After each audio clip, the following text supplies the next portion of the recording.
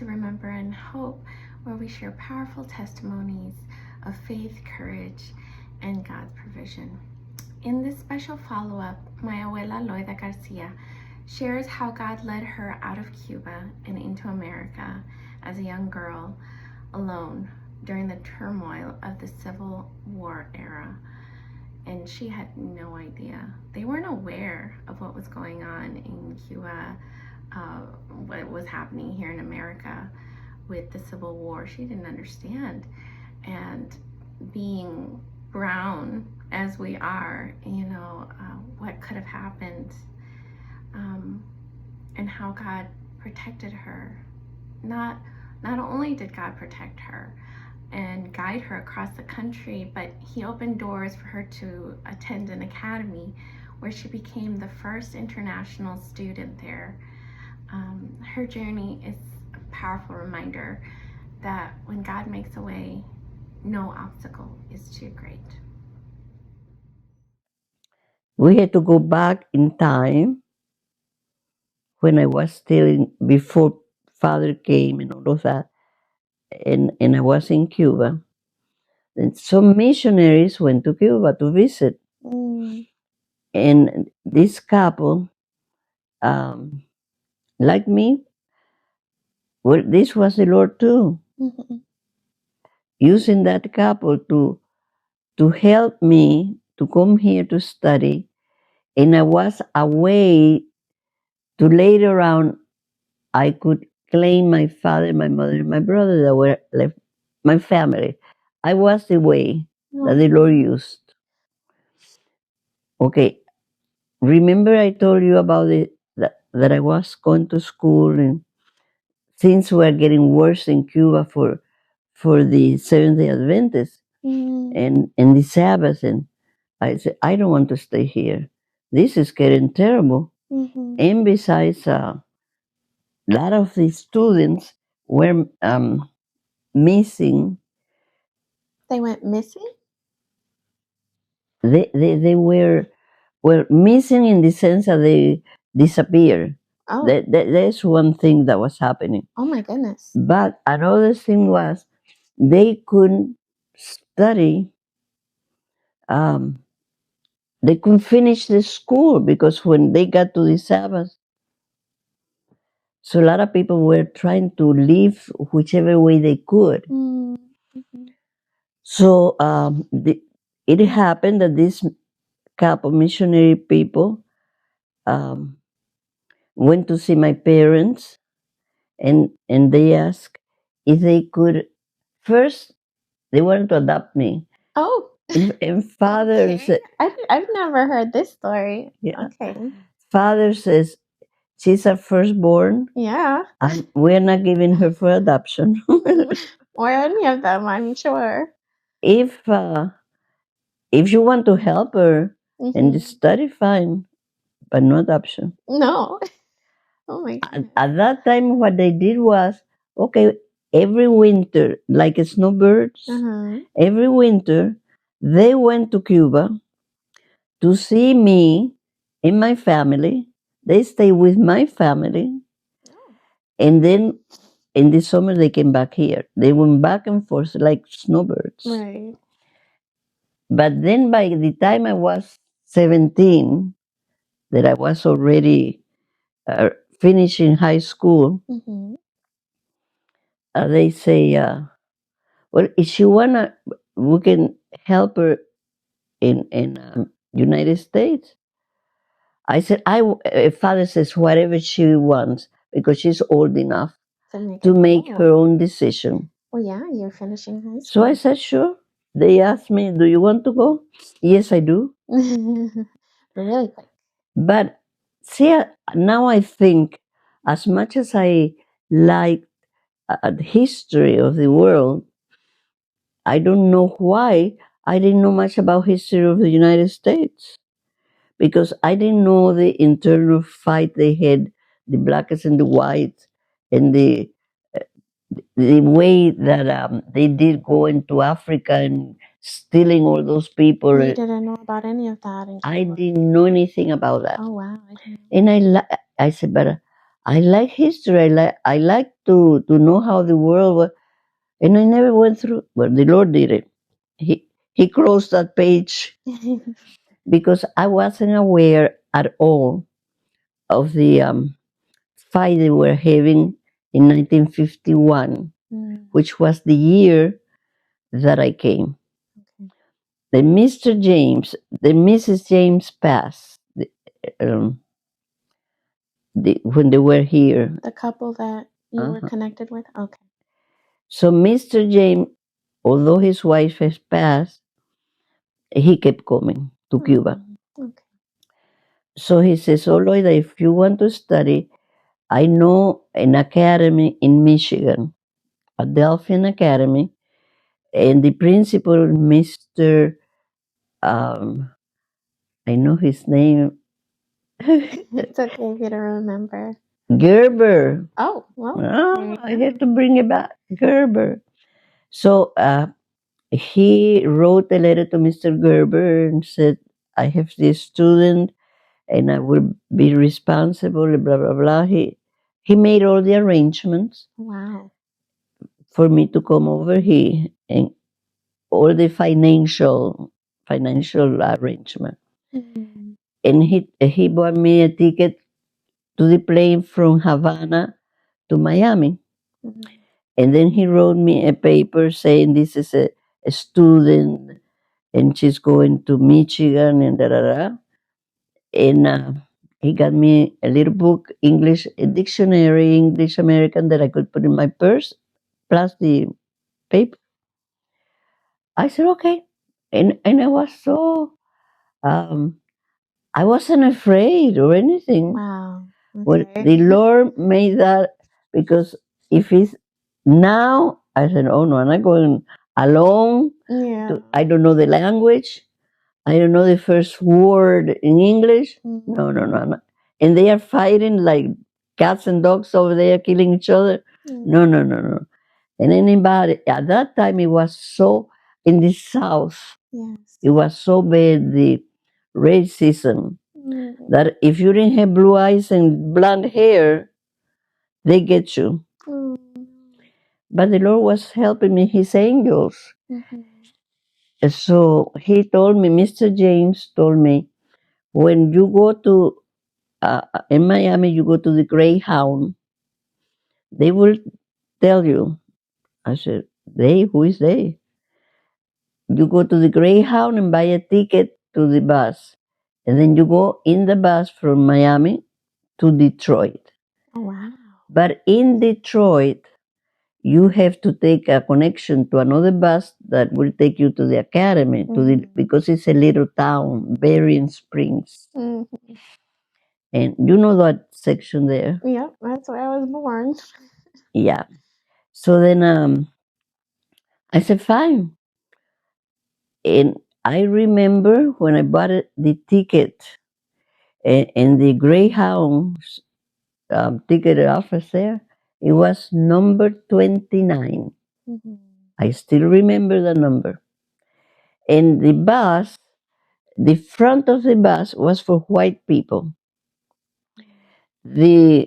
So the back, the rear of the bus, they have like 3 or 4 rows, were for black people. And the door in the back is where the black people could in and out. They could not come through the front. I didn't know anything of that, Mm-hmm. how that worked or nothing. I wasn't aware of anything. So I went in and I went to the station. I got in the front looking for number 29. Mm-hmm. Nobody said anything to me. And now I know that even people from India who are just dark color like me, Mm-hmm. they could not go in the front because they were not white completely or blue eyes. They had to go to the back with the American. Mm-hmm. But like I said, my angel was with me. Mm-hmm. Or maybe the Lord put a legion of angels to take care of me. Mm-hmm. The thing was that people started coming in, and finally the driver says, we are going to have 3 stops. The trip will be 3 days. Wow. And then I'm going to stop for breakfast, lunch, and dinner. And when I stop, then you go use the bathroom, and then because when we get back in, I'm not going to be stopping for people. I want to go to the you take care of your business, blah blah blah. Well, he gave all the instruction, which I didn't understood a word of it. Because you didn't speak English. Oh. I didn't know what he was talking about. Oh. But when he was taking the passengers in, there an older lady came in and she was looking at the number. She had number 30 next to me. Okay. 29 was the window seat. Mm-hmm. And then she said, next to me in 30. And when the bus started going, she was very friendly. Mm-hmm. And she started talking to me, which I didn't understand. So I took my paper that Mr. Jen had written and I gave it to her. She read it. Oh, so she says, she motioned. We use a lot of motion hands. Oh, yeah. Hand signals and such. Yeah. So she motioned to me to give her my purse. Mm. I said, you want my purse? Here, you have it. Oh, my. We don't do that nowadays, that's for No. sure. No. So she looked in the purse for my wallet. Mm. And she opened the wallet and counted the money that I had in there. Okay. And closed it again. And then she motioned, don't touch. Oh. Close the wallet, put it in, close the purse, gave it to me.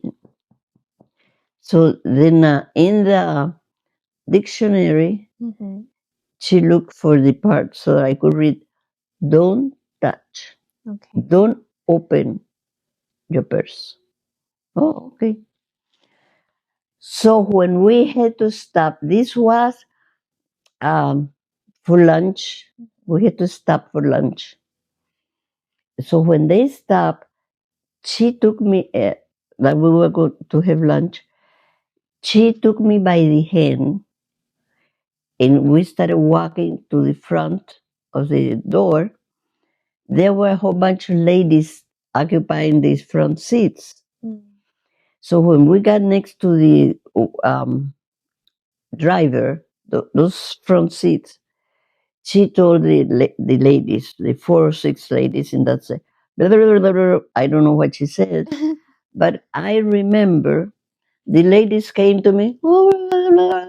They were patting you and By what they were doing, I gather that they liked me or they understood whatever she told. And because everybody was like if I was a pet, I said, what is going on in here? okay. But they were nice to me. Wow. The Lord was preparing the way so that we have a nice trip. Yes. But I didn't think at that time that this lady could be my angel. Wow. I didn't think that. This was a nice lady. Mm-hmm. I was like in another world. Mm-hmm. I was looking everything, what was going around. I was totally, Oblivious? yes, oblivious of what was happening. Mm. And the Lord put in my heart quietness, trusting. And so we went down in the cafeteria that we went. She told me, she took a tray, gave it to me, a motion that I could eat whatever I liked. Oh. And I understood her sign language. Yes. And when we got to the cashier, she paid. For both of you. The both of us. Now she was alone too. Yes. It was just her. Okay. Oh. So she paid. She took me to the bathroom. And I noticed, I said, the word no blacks in the doors of the bathrooms and things. Oh. She was holding my hand all the time. Nobody bothered me. Now, to be clear for those who are listening, our family has the dark tan skin. Yes. And so we could be mistaken for, a darker color or another culture. So continue. So I went to the bathroom, I ate, and this went on for 3 days and 3 nights. All the meals, I was just watching everything around me, and I said, all the black people are in a little corner there. When we stop outside, there were a couple of tables, and they sat over there, and they had to go back in the bus through the back. But I didn't think about it. It didn't bother me. You didn't know what was going on. Not at all. So when we finally got to Detroit, after these 3 long days, she told me, okay, and reading in the dictionary and all that. But by this time we got such a good system that I understood many things without even looking at the dictionary. Well, she told me that she had a room. She paid for one room because I was a hotel that have an office for Greyhound. So she paid for one room because we got there at 9 o'clock in the morning. But the connecting bus wasn't going to arrive until 6 p.m. Oh, you had all day. So it was the whole day. Okay. So she said, she took me to the room. She says, you go to the bathroom. This room have a shower. You take a shower. She got my luggage and everything. She took care of all that. And she said, then you can change clothes, go to sleep. Oh, we had breakfast. And she said, go to sleep because you must be tired. And I will come for you at lunchtime. Don't worry about waking up. I will come for you. So I did. Oh, that was good. I took a shower and I slept. And at noontime, she came and she says, well, let's go for lunch. I said, okay. So she took me to lunch. We walk around. And between that time and 6 o'clock, we just walk around. And I asked her to write in my little notebook that I had. I said, please write your name and address so I can write you when I get to school. I wanted to tell one of the teachers to help me write a letter thanking this lady. She pays for everything for me. And then she went and made the arrangement for the connecting bus. She bought the ticket. Did she end up writing her name and address? And she wrote her name and address in the little book. Okay. And she bought the ticket. And like I said, we waited. So when the other 6 o'clock came, there was the bus. She took care of everything. I didn't do a thing. Amazing. And she told the driver that I was going to the academy, that there would be somebody waiting for me in la carretera. And everything was like that. And I don't remember how was the goodbye, if we hug, or I don't remember the part. It's been so long. Yeah.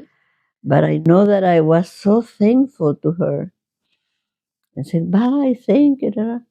So when we got to the school, I was just anxious to tell one of the teachers was waiting for me. I went to the girls. It was at the end of the vacation time, but the students were not in yet. Okay.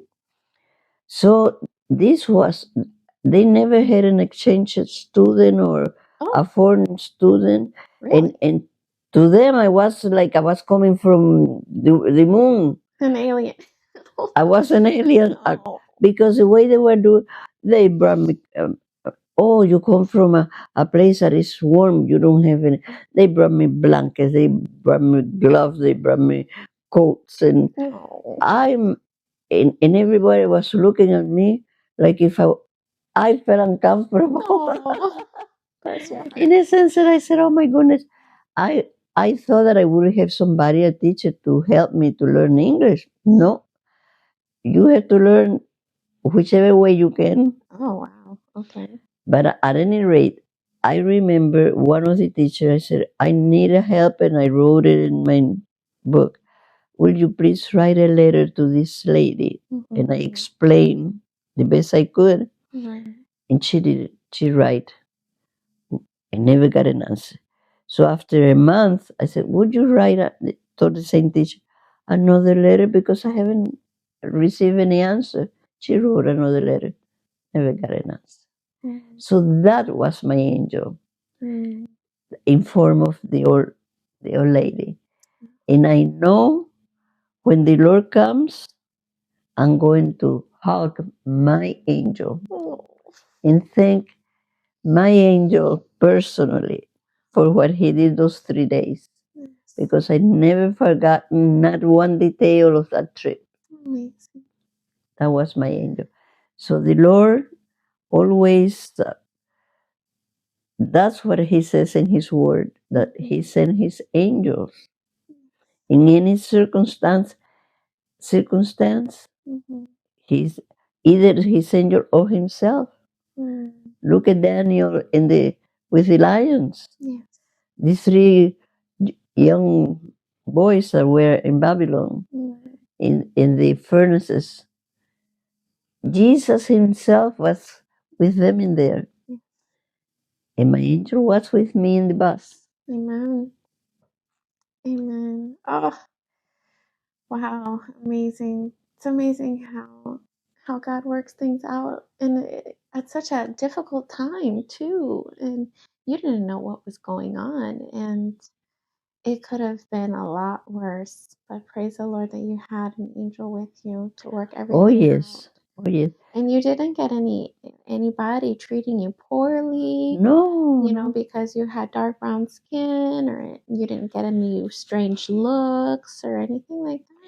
Everybody in the academy was so sweet to me. Oh, wow. Thank you so much for joining me for that incredible story from my abuela. I'll be honest, it was hard to hear in some areas. I have a tendency to really feel for other people in a way that just really gets to me. But you know, just it was just amazing to hear how, you know, escaping from Cuba and being led over in such a way that it was incredible to hear. I'll be honest, I hadn't really heard some of these stories that she's sharing, so I was hearing it for the first time. So my reactions were completely genuine because I hadn't heard those stories. But it was amazing to hear about to travel across America during the Civil War days to becoming the first international student at the academy. Her journey is a reminder that God not only protects us, He positions us for purpose. This is just one of many powerful testimonies she's shared, and I'll be releasing more stories soon. So if her journey encouraged you, please like, comment, and subscribe. And don't forget to share the video with someone who needs a reminder that God will and is still guiding and providing. Until next time, remember, God is faithful and your story matters. And there's always hope. Take care. God bless.